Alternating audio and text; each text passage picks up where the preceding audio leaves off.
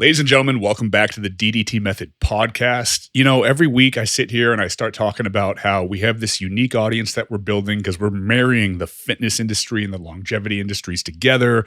There's crossover, but there's not enough crossover. Too many people on one side don't know about the other side. And I've really been able to pride myself on bringing you guys a bunch of awesome guests from the opposite end of the spectrum. This is one of those situations where I get to sit here and talk to somebody that's an authority kind of on both sides. This is somebody that's literally done it all and somebody that can walk into an Olympia Expo or walk into a longevity conference and speak as an authority on a multitude of different topics. So this is somebody that I've been dying to get on here for a while. I was lucky enough to link up with him, and now we get to just deep dive into all things human performance.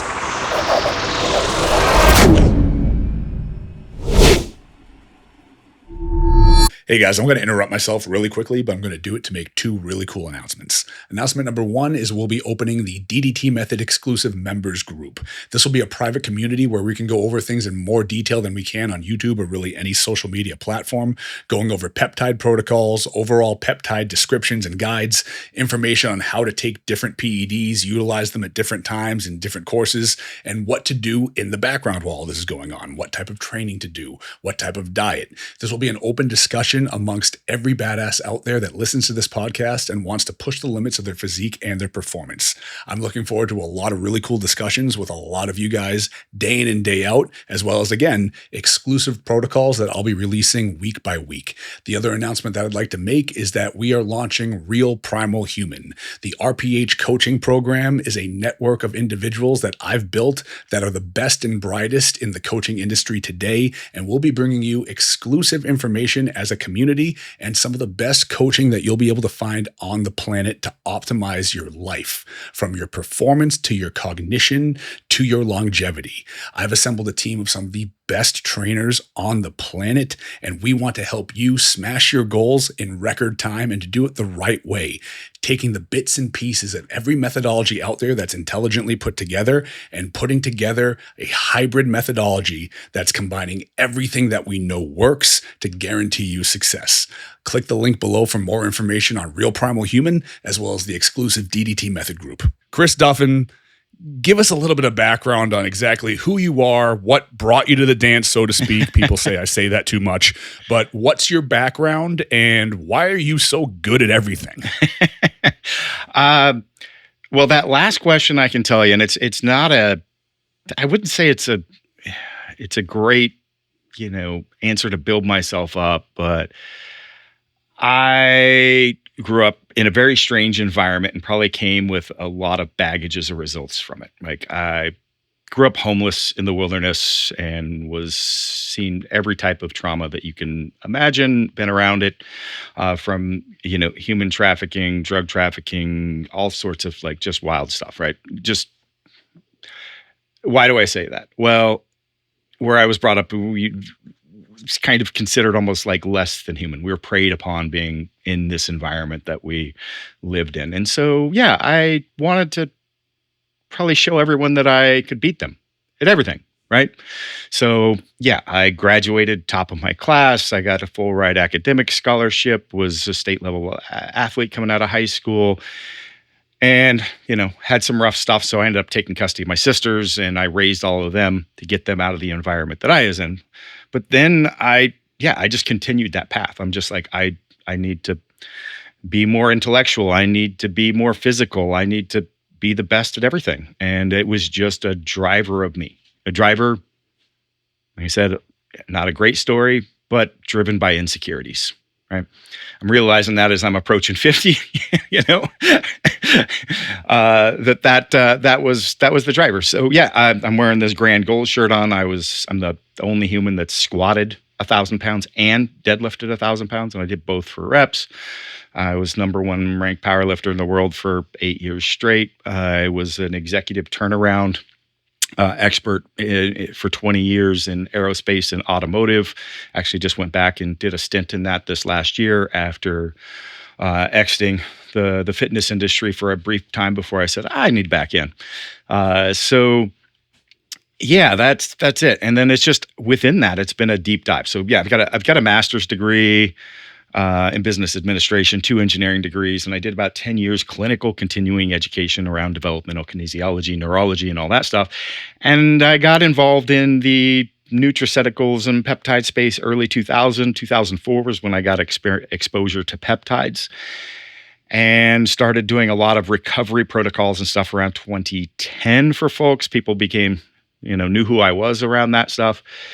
And so I started consulting a lot of physicians and coaches and elite athletes and building a lot of protocols because have a lot of practical experience. Chemistry is not my background. Like I said, I've got a ton of education, but the practical experience of seeing how things work and how they put together. And so I've walked that fine line of that science and application side, as well as like the performance side, like pushing myself to see exactly what I'm capable of, but not just there, but in the business realm, to be still present with my family, to be, push those things forward. And that's where I find myself today, is in this really unique space. My clientele is very unique. So I work with a lot of high performing executives that, maybe they've, starting as, companies as an entrepreneur, maybe they're, running large companies, and it's just like optimizing their performance so that they can push it on all ends. Are they competitive athletes? Maybe a few here and there. That's not really the prime driver. But then also I get these unique referrals because of some of the docs that are well-known docs around stem cell that have the elitist of elite clients, and there's hard to resolve issues. I work with a lot of the top Bollywood action movie stars. Taking these guys, like, let's say, now I've got this one individual. He's one of the top. Like I said, I work with the top people over there, and he's got a big movie coming up. He's got to be on point. He's like thinking, I'm at the end of my career with my physicality where it is. Because in Bollywood, they actually have to perform the stunts. They're the stuntman and the actor, so it's actually really unique. I think it's super impressive and admirable that they walk that path. But he's like, I'm no longer look like what I used to look like. I'm not responding to the anabolics anymore. And in fact, this individual had one of the clients had autoimmune issues and a staph infection that wouldn't heal. And so he's in and out of the hospital like every couple of weeks. Thinks his career's over, but has a movie book that hopefully he can try to get to. And so, have to resolve those issues. And so we implemented a supplement and peptide protocol, put his autoimmune in remission, got his staph infection healed, and several months into it, he's like, I look better and feel better than I ever did. Like, do I even ever need to use anabolics again? One of the things with peptides is, like, especially in the movie space, you can get a more cleaner aesthetic look without the bloat and that appearance in the face and the body. So you don't need to put on massive amounts of mass. Peptides are not a great tool for doing that opposed to anabolics. But that's a lot of work that I do, is taking that. And then also, because I'm older, I work with a lot of older, let's say, folks that have been in the space that have abused those in the past, that are wanting to do that same thing, get healthier, take care of the issues that they caused during their competitive years as a bodybuilder, powerlifter, a strongman, so on. Anyway, I just rambled all over the place, but I think that paints a little bit of a picture of where I'm at. You could say it paints a little bit of a picture, or you could actually say that it was the most nonchalant mic drop of an impressive resume that I've ever heard, encapsulated by anybody in under 5 minutes. So, okay. Respectfully, holy crap, that's awesome. I've followed your career for a long time. I've actually read your book. I've gone through so much information that you put out there, and even still, like, I hear that and I'm like, holy shit. So it's one of those things where it's holy shit in the sense that that's really cool and that's really impressive. But as a coach and as a business owner myself, I also kind of think, holy shit, that is so much unique practical experience. And that, when combined with the actual formal education and then the continued ed and the studying, is where we can really develop protocols, plans, and just thought processes that, with the technology that we have available to us now, we could pretty much do anything within reason. And it's amazing crazy. the past 5 years alone, how far forward that we've jumped. And to have been on the forefront of it for so long, you've seen so much of this develop. So your perspectives on all of this are going to be absolutely amazing.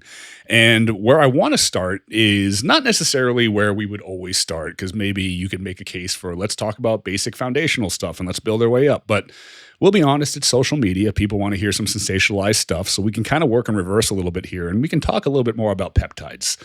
Now, one thing that you just mentioned, I don't want to go too much on a tangent of it, is noticing the difference between like a more clean, aesthetic, healthy look and more of like a bloated, like gassed up kind of like traditional anabolic enhanced look. It's funny because I was talking to a friend the other day about that, and I literally said I could tell whether or not somebody is natural, whether or not they're enhanced with anabolics, whether or not they're using HRT, whether or not they're using peptides. And it was a buddy of mine, and he just was, rolled his eyes, bullshit. And it's like, well, no, I'm not saying that I'm super observant or amazingly smart or have this keen eye. I'm just saying there's these direct signs, and you can see the levels of stress or lack thereof that are there.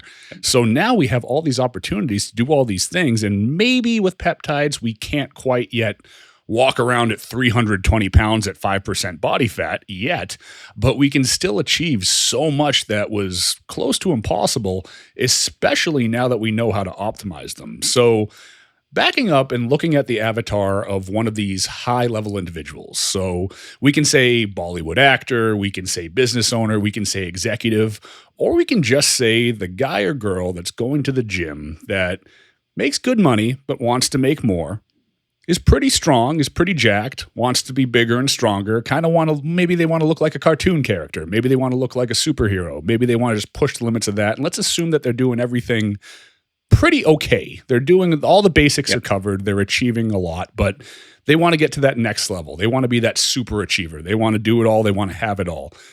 Looking at that person, where do you start in the world of supplementation? Let's just say that I need to maximize my energy, my cognition, and I also want to be quote unquote jacked as fuck. How do you even begin to build a protocol? Well, we have to understand where the gaps are. You don't want to optimize on top of dysfunction. All right. So we want to understand where some of the breakdowns are so we can correct the dysfunction, as well as creating the right terrain. What people miss in the peptide space entirely is this discussion around the fact that peptides are signals. And if your house is on fire, like those signals aren't going to go anywhere.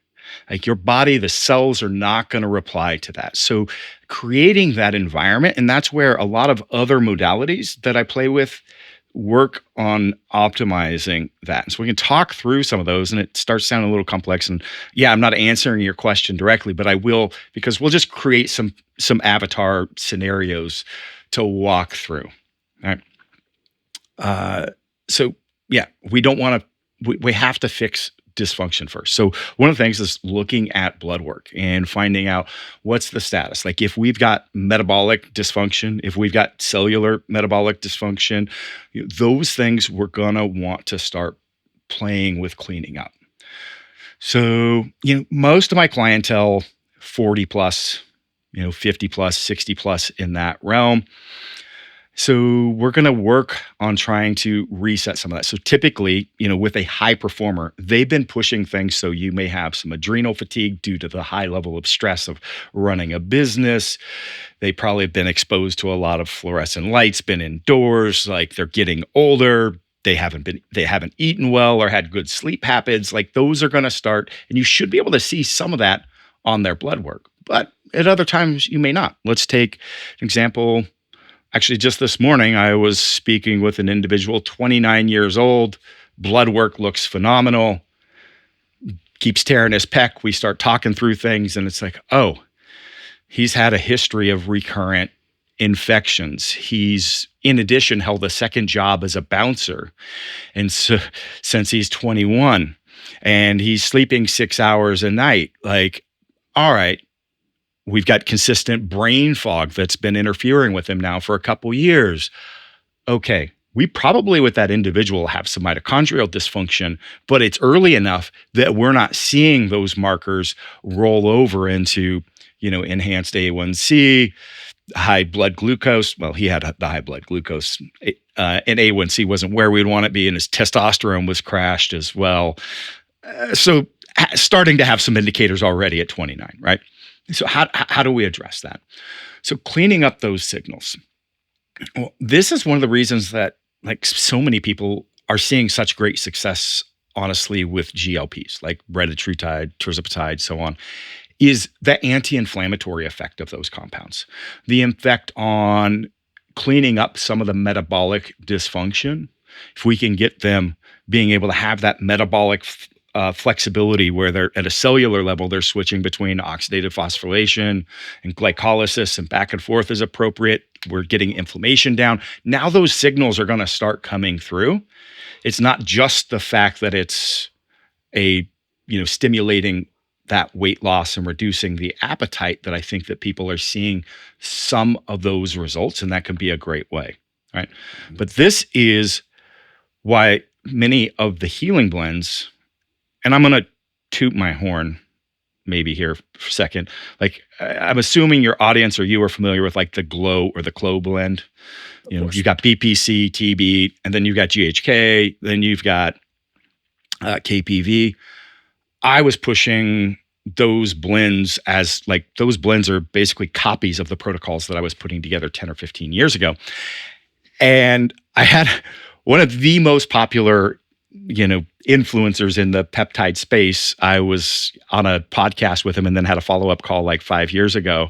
And he has been involved with a lot of peptide companies. He's like, why are you putting GHK? I need you to talk to my scientist. And let me share the article. I'm like, they're like, GHK is, for cosmetics, it's for skin and hair. And I'm like, it's absolutely tremendous what this does in the healing world, but not just the healing, but setting up that correct signaling pathway. Yeah, GHK turns on 4,000 different mechanisms for healing and wound repair and promotes collagen synthesis and angiogenesis and has neuroprotective effects at the same time. Well, actually, one of the studies that first turned me on to it was, I don't remember if it was a rat or mice study, but they were inducing strokes and brain damage and administering GHK immediately. And guess what? There was no brain damage, like over the control group. That is just like, I'm like, that is fascinating. We need to build on that. And I started using it and noticing that like just in that local tissue, you would get, whether it's the angiogenesis, but an extra like size in that area, right? So you've got the nutrients pulling in there. And this is where like the things really start happening, right? Because at the end of the day, like, yeah, we've got, just real quick, I know we didn't want to get into the basic stuff, but again, a lot of people don't understand. So I use an analogy of building a house. We've got a city, that's your body, and this house is broken or we're building it, right? And so with that, we're going to play, and this will walk through some of the methodology of these basic and some of the other modalities, because we've got the workers that have to show up. We've got the foreman, we've got the architect, we've got the power grid feed in the house. We've got all this stuff going on, right? And we can talk about these signals and what we can accomplish with those. So just structurally, like BPC is the foreman. It reads the blueprints, tells the workers, hey, this is the fibroblast. This is where you go to lay down the collagen and make sure it's in the right area. And then you've got the architect, right? That's the TB500. So it's creating that into a 3D model. It works on the protein actin as well. So actin would be like the structure of that of those cells. It makes about 10% of the cells is that, right? So it's helping with organizing that. Both of these are creating this angiogenesis, some vasodilatory effects. Like now we're starting to get some nutrients and stuff in there. But we can enhance that even further. And that's where like GHK, you would think about as the master craftsman. That's going to come in and really take that to the next level. And then you could add, KPV on top of that. Where does KPV come in? KPV is the firefighter, telling the body, hey, we're under control. We don't need to overreact to the situation, because as soon as that starts happening, the signals stop working. The signals stop sending. But then we've got the power grid, right? We could think about that as our mitochondria and feeding that, but we could also start looking at other modalities. And these are things that I've played around with for a long time. PEMF mats, PEMF. This is why I sell them now. Shockwave therapy, red light therapy. What do these do? All right, we'll talk about PEMF and Shockwave to start with. PEMF is it's a pulsing electronic signal. What is it doing? It's not building the house, but it's turning the lights on in the house. It's helping create. So we've got TB, BPC doing some of that angiogenesis, right? Well, the PEMF, as we pulse that electrical field, it's taking the endothelial tissue, all those microcapillaries, and it's contracting them. What's that doing? Now we're moving that through. Most people want to talk about PEMF as on a cellular level, what it's doing. What is it? Oxidase. I can't remember the exact enzyme right now, but it's basically restarts the enzyme that kickstarts the mitochondria as well. It charges the membrane. So it helps potentiate that ion and nutrient transfer. So you're moving those through. That's going to be massive. That's going to be massive for your energy levels as a whole, right? You're recharging that cellular battery. You're helping feed the tissue. Like that's going to help with your recovery, your training. It's going to reduce risk of cardiovascular disease. Like your energy levels as a whole are going to be better as we fuel the tissue that we need to fuel from it. Heart tissue, brain tissue. I've got to ask you too, have you done any reading into green light therapy? Because there's some new studies emerging on that one that are very interesting, less physically, more for neurotransmitter modulation. I haven't got into that, and I want to start playing around with some of the other. I'd really love to get a D light, some of the others that are going to have some impact on, the seasonal rhythm, mental, depression, all of that. I haven't got into that yet because I want to do the research when I can actually start doing the application. That's just the way that I operate. But that is probably on my to-do list this year. So there's some really cool stuff that's going out there with light therapy right now. And it's really great to see take off. But at the same time, it's interesting because so many people in the light therapy world are so cultish. Yes. Mm-hmm. Nothing else except for this. Like you must believe in only this as the fix for like it gets, and I understand where they're coming from with that. But yeah, at the same time, yeah, we're talking about PEMF. Like it's grounding. Go out, touch the ground. Like we're talking about red light therapy. Go get your morning and evening red light. This stuff is free. Let's go down that path. Let's talk about being able to signal with load, right? This is our natural body's ability to tell us to adapt to survive. And yeah, we can play around with it. Actually, that's some of the things with like the flywheel, blood flow restriction. These modalities allow us to ramp up that because we can push ourselves into this fatigue window that amplifies oxygen debt, that causes lactate accumulation, that causes local hypoxia. All of this triggers angiogenesis. It triggers mitochondrial biogenesis. It causes growth factor release. Like we have the ability to do that. Oh, now look at the protocols that I've worked for some of those athletes, like I just mentioned, and you'll see that I had them training with some of those modalities. Yeah, they were doing BFR. They might have had, a flywheel or some other way of doing mechanical drop sets because we're looking at a few different ways, I'm going off course. Well, maybe not. Mechanical interventions, BFR. Mm-hmm. We've got two different, methods for BFR, IPC or Myorep or LICT. So what those stands for, your BFR, IPC stands for ischemic preconditioning. So this is short cycles of occlusion and reperfusion where you restrict, then release. So let's say 3 to 4 rounds of 45 to 30 seconds, and that's going to trigger adenosine signaling and nitric oxide production. So two of the strongest vasodilator, anti-inflammatory pathways. Guess what? When I was training for my 1,000-pound squat, what was I doing the day before? What was I doing for the warm-up, right? Because it would allow me to prepare. And there's definitely research showing that it has the potential of reducing injury risk, and it improves oxygen sensitivity before load, right? So that allows you to be better prepared without actually having the load stimulus there to mechanically fatigue or injure you. The Myorep is the application that most people are familiar with. And that's where you're doing the light load training, 20, 30% of your max, under occlusion, light weights. You're ramping up metabolic stress, right? That is going through the roof.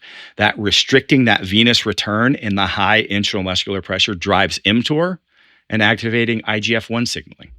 Let's talk a little bit about this metabolic stress. Let's dive into that a little bit more, because I think people are missing the buck on that substantially. Again, we look at social media as kind of like this echo chamber of the vocal minority. And now the flavor of the month training is all the incredibly high intensity, low volume, moderate frequency. Yes, that is likely a very substantial means to achieve hypertrophy. But there are other ways to train to quote unquote get jacked and to elicit all these other responses. So you mentioned a couple different things, talking about the blood flow restriction training right now. I use that at least twice a week. I have a K-box. I have another Flywheel. I have a ski erg machine. I have all these modalities, and I was brought up on bodybuilding. So in my 20s, I was training to be a professional wrestler. I worked for the WWE for 2 years. I had to look like a bodybuilder. I didn't know enough about performance, so I looked into bodybuilding. I ran MI40 gym, worked under Ben Pekulski, a mentor of mine for many years. I learned a lot underneath him just because he was into so many different things, but my bread and butter was bodybuilding. In my mid-30s, branching away from bodybuilding, it opened me up to all these training modalities that improved my health markers, my mental cognition, my physique, let alone not just from the hypertrophy training, but from all this other styles, all these other modalities of training. And branching off into all of this, I'm in my 40s and I feel better than I did in my 30s and better than I did in my 20s. People aren't understanding. They're looking at this and going, oh, best way to train is this way. Yeah. What is it about this metabolic training and this stimulus with incomplete rest, with driving AMP and thereby driving AMPK? Like, what are we missing out on here? And why is this, or maybe I should say, is this potentially the better way to train for somebody that just wants to do it all and have it all? Well, one, it's really great for being time bound too. So this is great for this avatar person, right?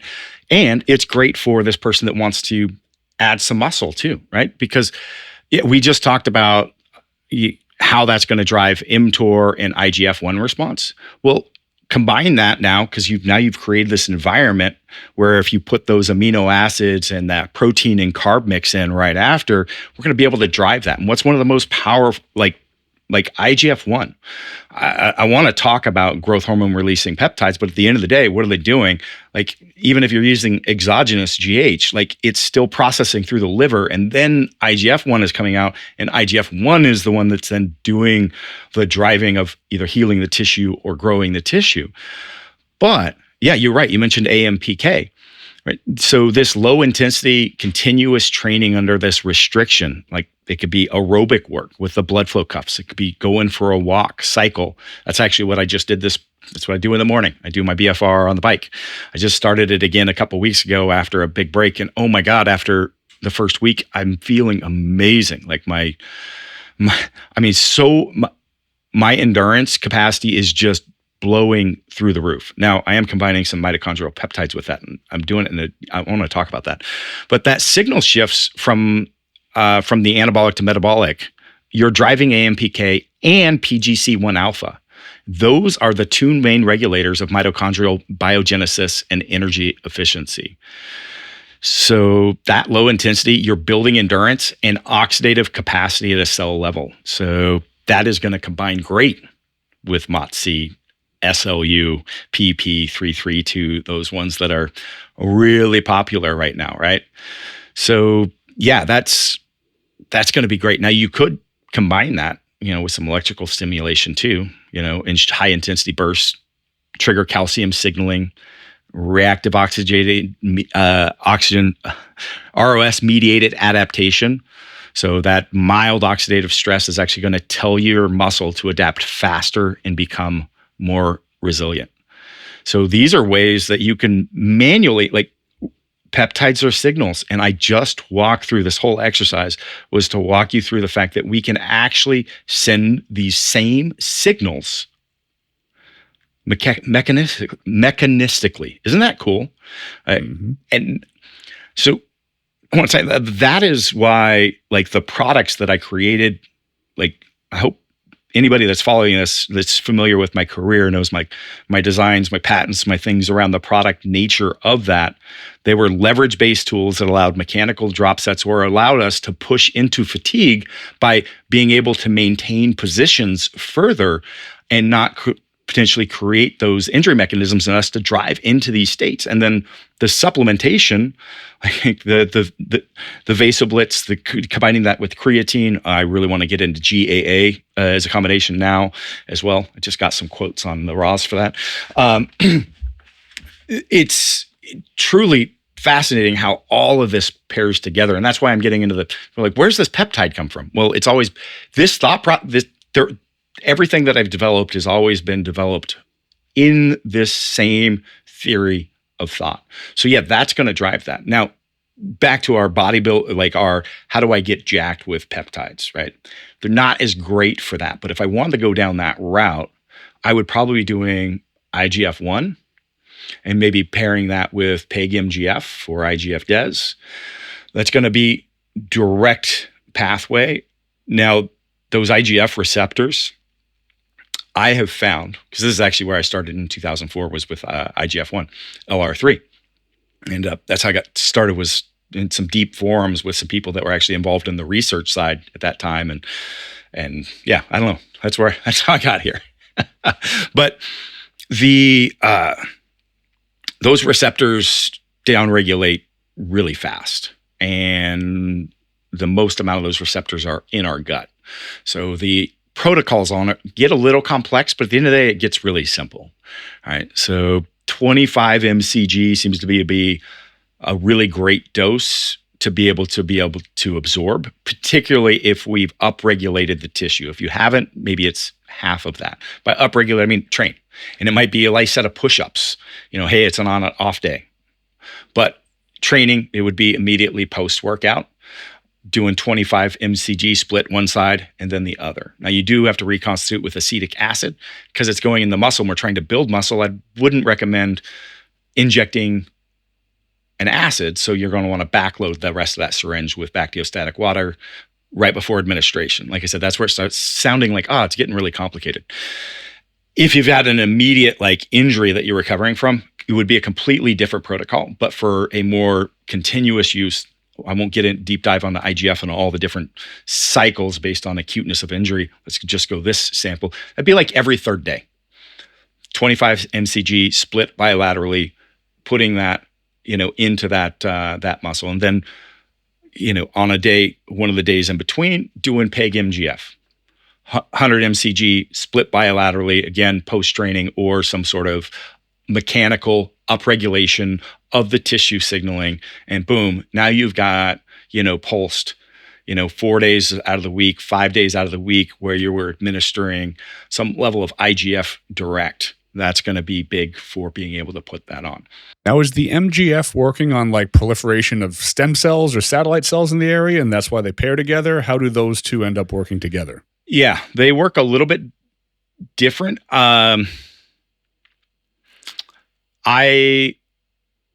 don't have that one fresh in my memory banks because it's been a protocol I developed a long, long time ago, and I haven't spoken on recently. So I'd actually have to go back and review my research on how I actually arrived at that. I remember exactly the protocol and some of the pieces on IGF I can speak very distinctly on right now because I'm preparing some media on the superhuman healing protocol that I'll be dropping on my YouTube channel. So big plug, I'm actually going to be starting to do long form content, deep dives on this stuff. So yeah, hopefully my first video will drop this week. It'll be some of the stuff we've been talking about.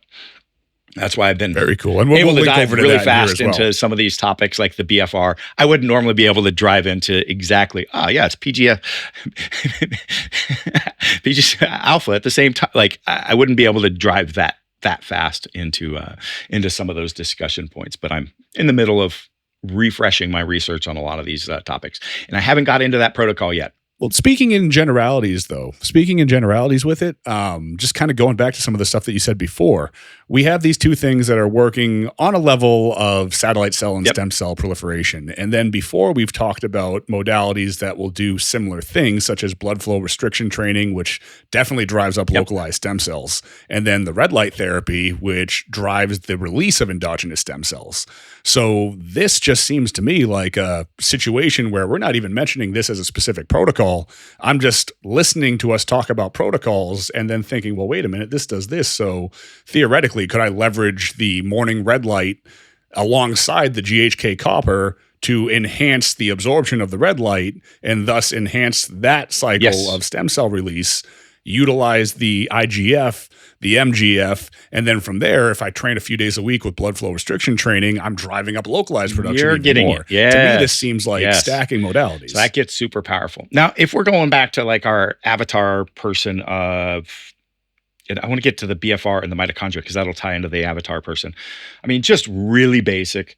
I'm probably going to do CJC 1295 without DAC and Tesamorelin. I'll just say straight up, I sell Tesamorelin. I'm not a fan of it.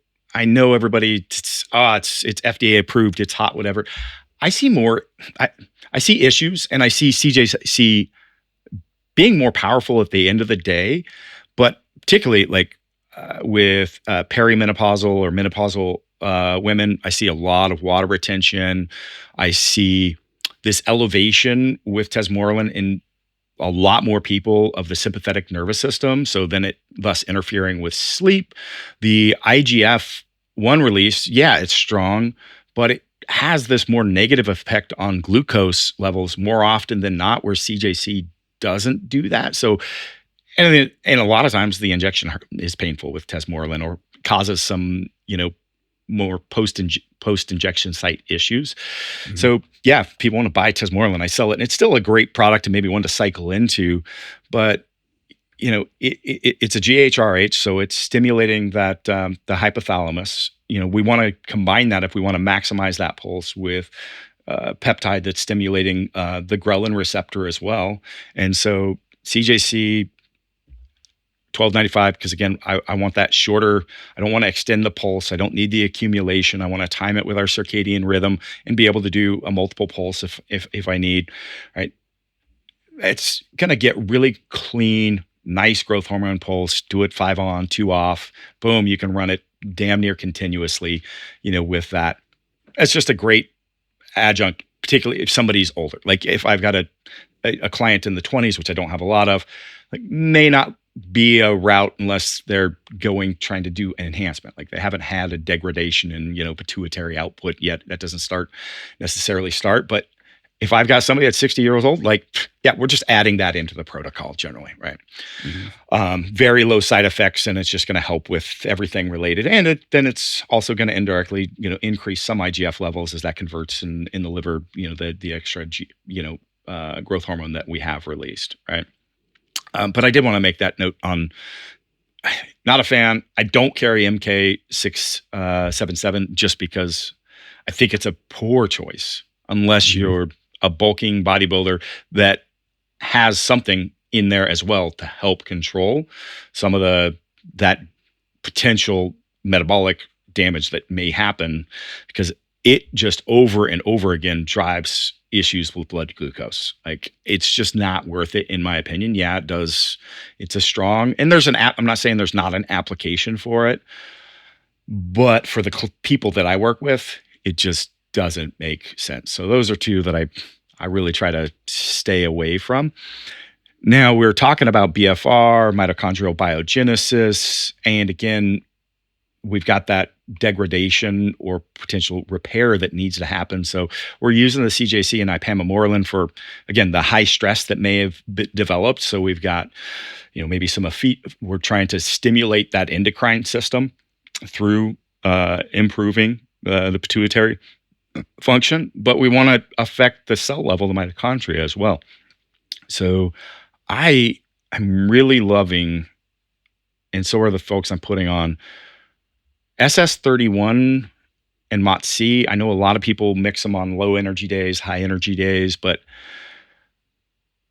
your SS-31. So let's talk about those two for a minute. Your SS-31 is your mechanic, right?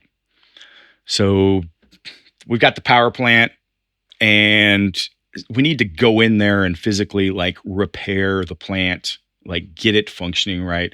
MOTS-C is the reset button. It is the reprogramming and making that power plant more efficient.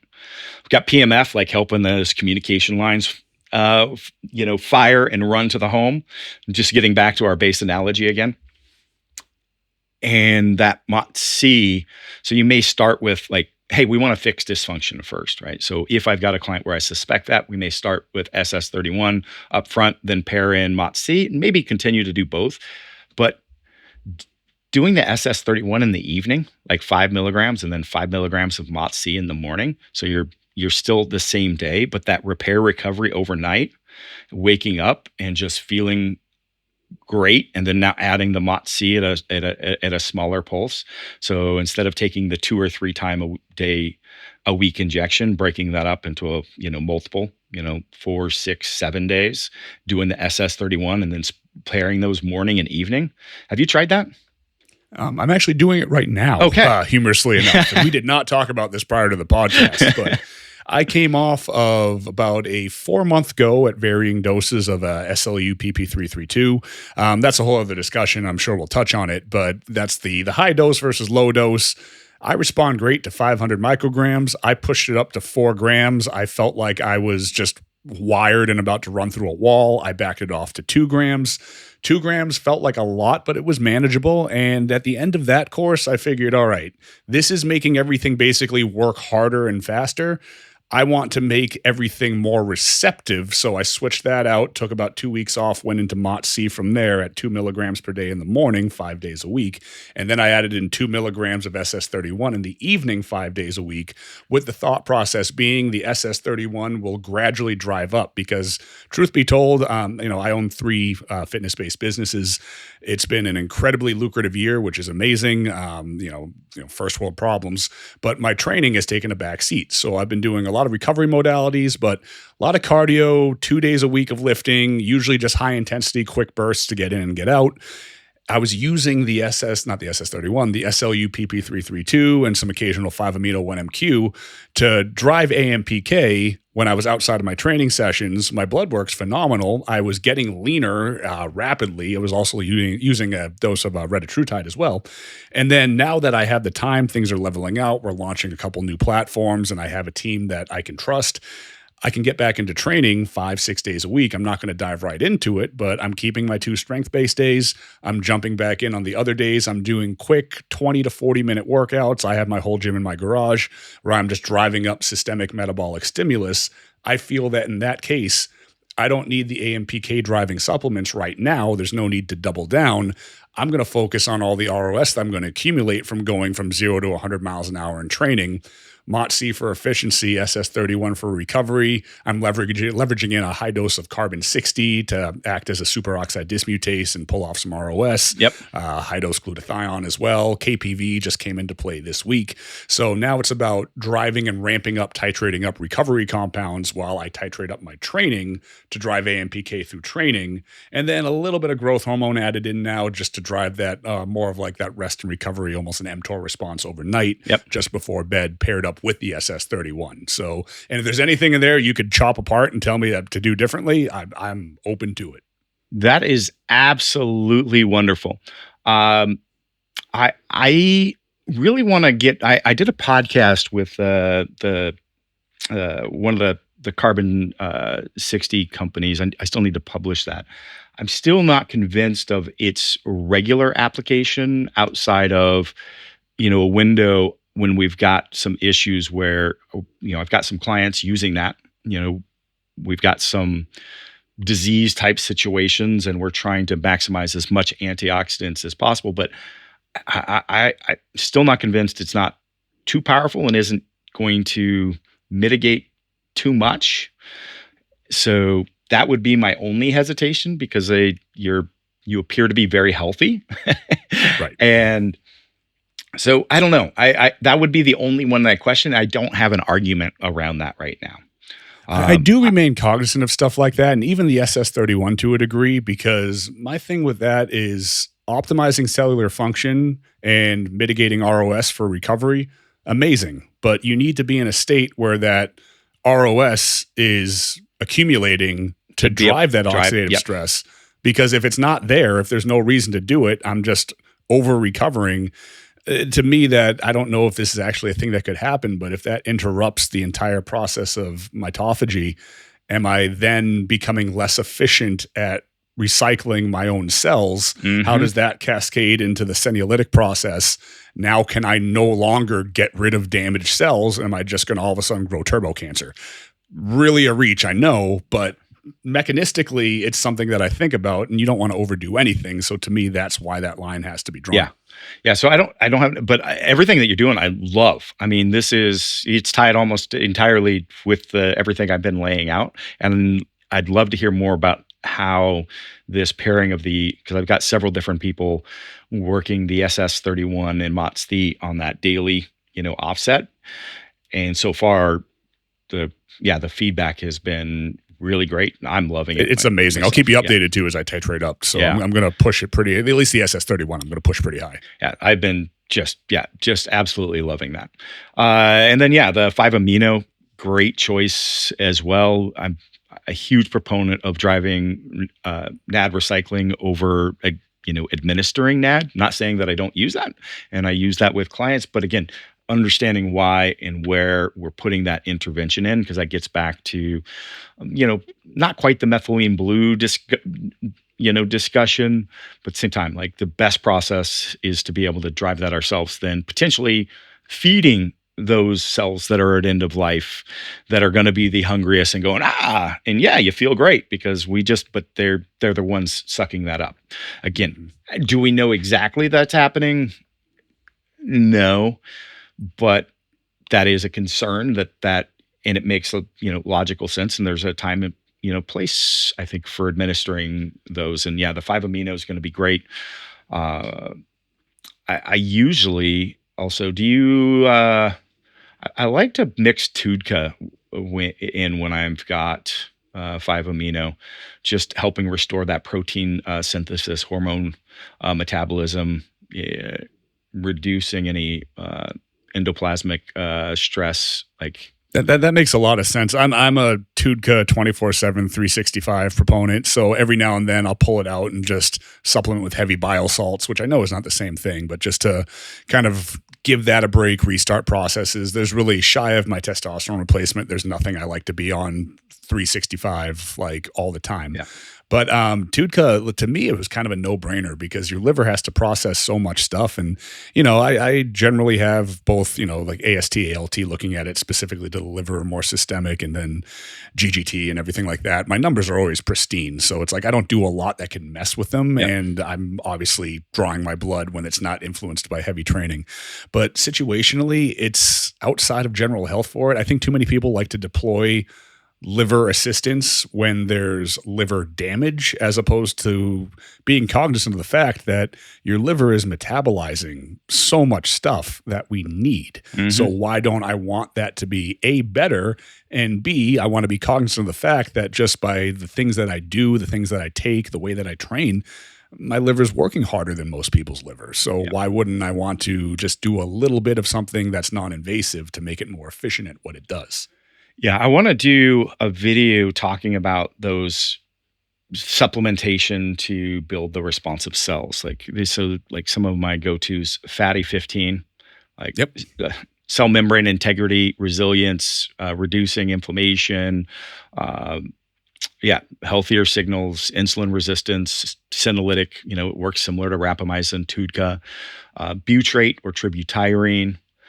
Mm-hmm. Repairing the gut, making sure we've got those tight junctions, systemic inflammation, mitochondrial output,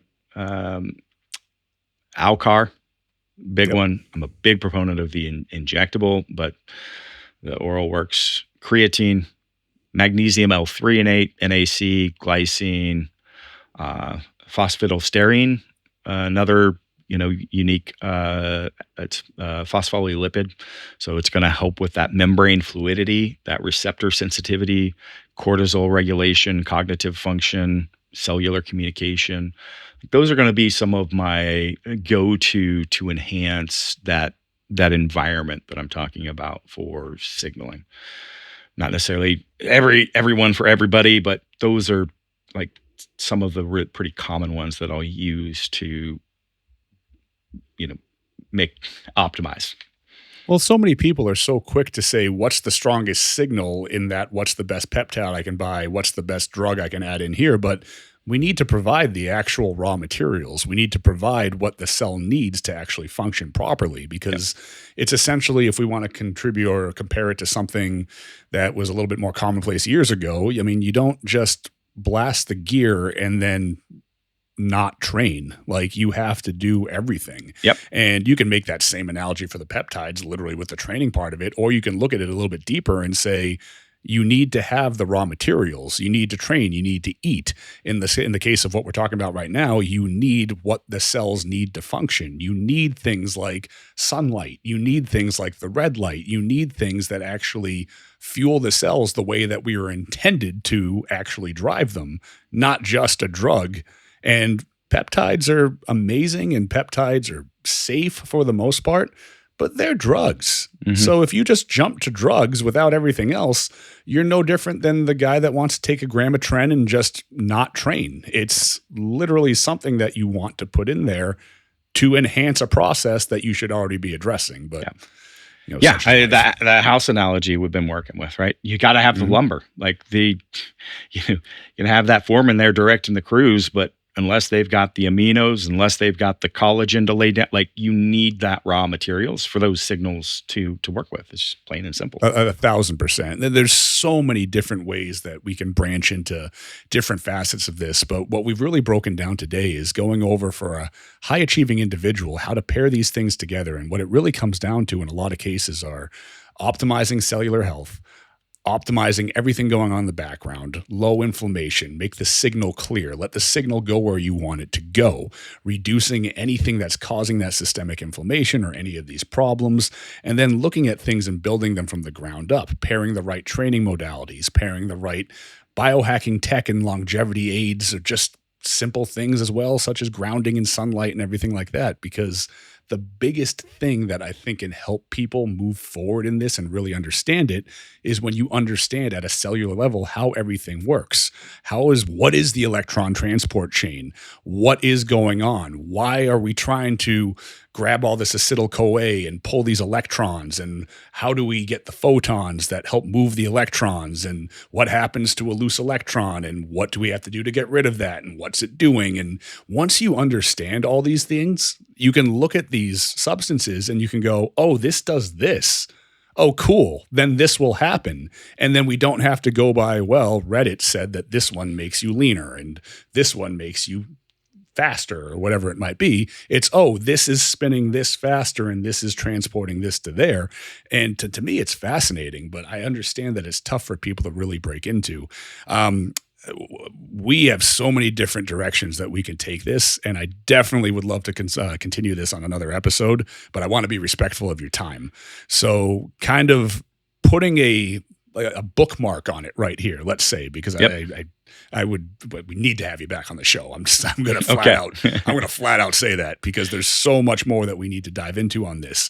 But going over everything that we've gone over today, we've touched on healing, we've touched on optimization, we've touched on setting the table for success and how to leverage all these things together. This is the first podcast I've done really deep diving on putting the actions and putting the actual specific training and putting these things with the peptides, with the supplements. And this is Jedi mastery when it comes to this stuff. And this is how you really learn how to manipulate things and make profound changes in people's lives. Yep. Until we do get you back on here, Chris, where can we find more of the information that you're putting out on this on a regular basis? Where do I find the deep dive? Yeah, absolutely. So I am restarting my YouTube long form content. I've had a YouTube channel since 2007. Never broke the 100,000 barrier, but maybe I will now that I'm going to start doing content again. Most everything can be found if you search under Mad Scientist Duffin. So you can find me on Instagram, YouTube. You can go to chrisduffin.com. So this is all Duffin. It's like muffin, but with a D. Duffin, chrisduffin.com. And from there, on chrisduffin.com, you've got my ebooks, which includes the Superhuman Healing Protocol, BFR training. There's several. Back recovery, that's actually an entire expertise of mine. I did a collab with Dr. Philip Snell.